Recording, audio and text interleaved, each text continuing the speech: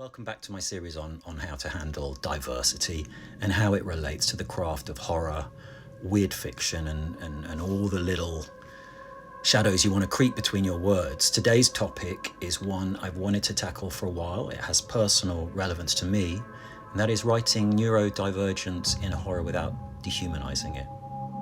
So let's go.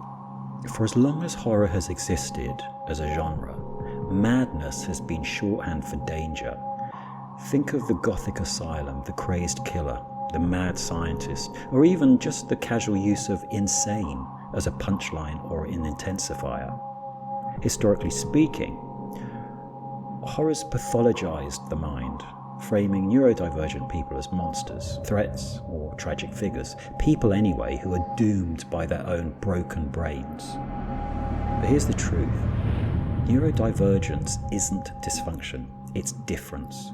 And when you write characters through that lens, you can create horror that's deeper, it's more vital, and far more terrifying than the old cliches.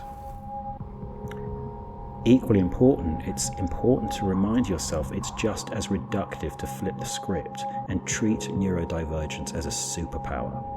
The autistic savant who cracks the case, or the ADHD detective with lightning instincts, are still stereotypes. They patronize, they don't humanize. So I'm going to talk about how to write difference with agency, depth, and humanity, not dysfunction and not superpower. Narratively and thematically, I see neurodivergence as occupying four main areas: sensory horror, inner voice, body doubling, and executive function. First, let's set the foundation. Horror thrives on difference. It's the genre of the uncanny, of things that don't fit neatly into the ordinary. Neurodivergent minds already experience the world in ways that don't always match the majority. So when we write those perspectives honestly, we're not making them monstrous, we're expanding the possibilities of horror. The key is to avoid treating neurodivergence as pathology. Don't make the diagnosis the villain. Don't equate schizophrenia with serial killer or autism with inhuman alien. But again, don't swing to the other extreme and make every ND character a magical problem solver whose difference is always a gift. That's another form of erasure, stripping away the messiness, the humanity, and the variety of lived experiences. And here's another important layer. No diagnosis looks the same in everyone. ADHD, for example, doesn't always mean a kid who's bouncing off the walls. There are three types: inattentive, hyperactive impulsive, and combined. And many of us, like me, present as inattentive and impulsive without the visible hyperactivity. And on top of that, comorbid conditions are common. For example, ADHD with anxiety, autism with depression, OCD with PTSD. Those overlaps, these comorbidities, make each neurodivergent character unique, just like real people.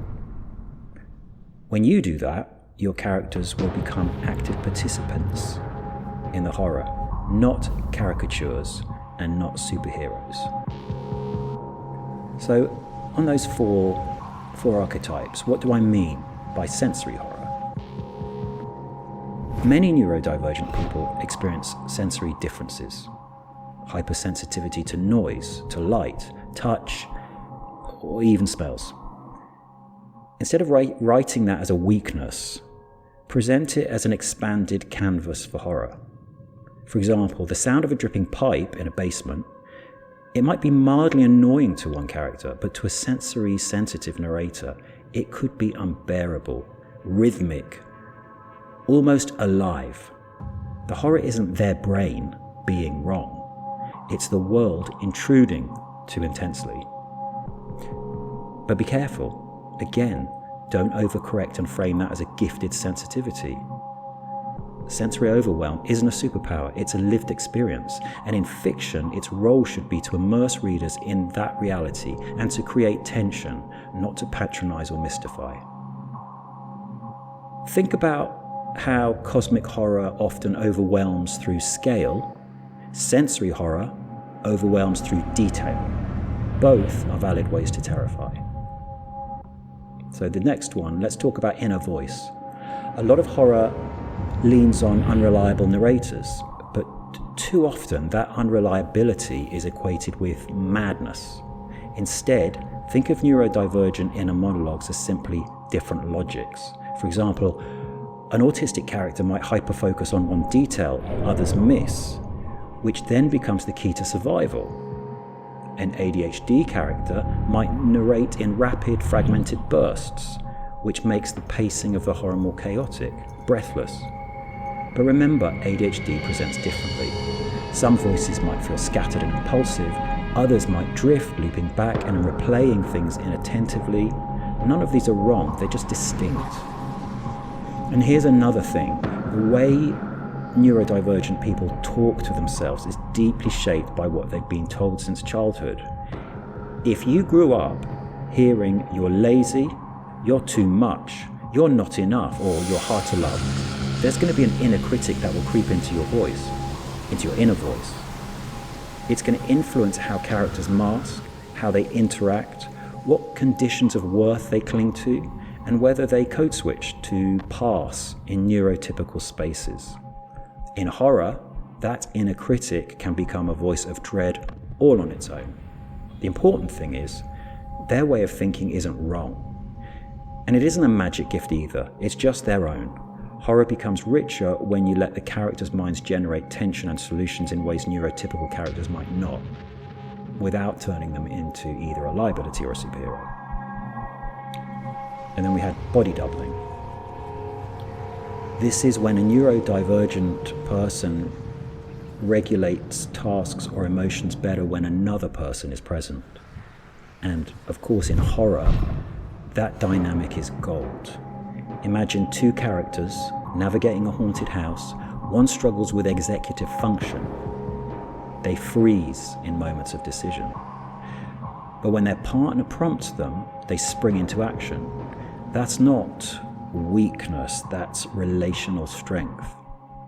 And body doubling can create fascinating tension when horror isolates characters, cutting off their support.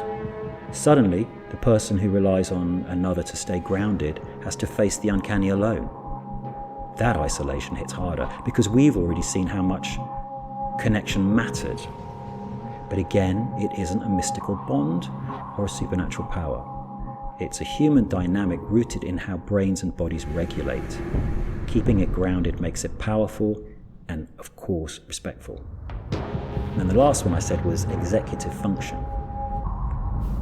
Neurodivergence can shape how people plan, how they prioritize or follow through, and in horror that opens unique narrative stakes.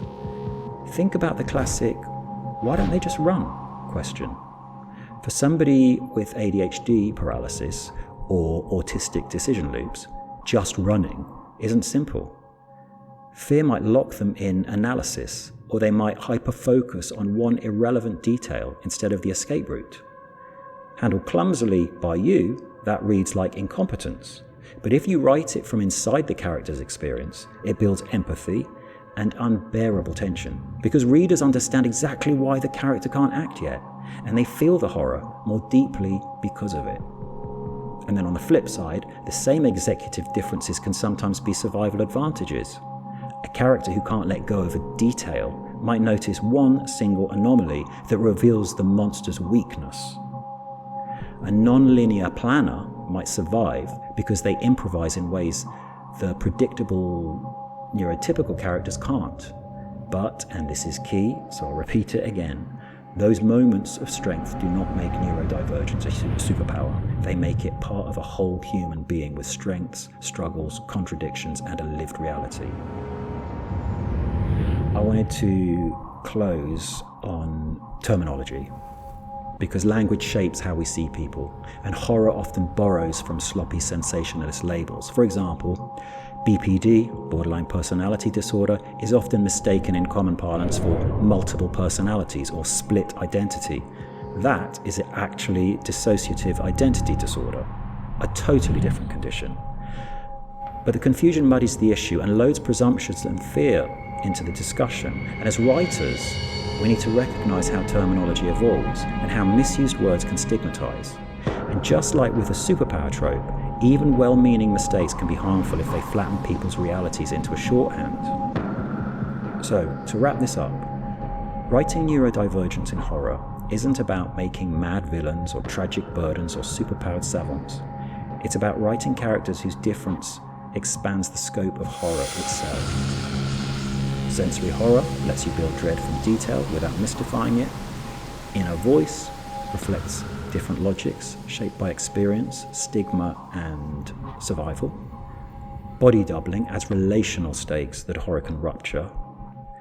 Executive function struggles and strengths can create authentic tension, not magic gifts. Terminology matters. Language can stigmatize or empower.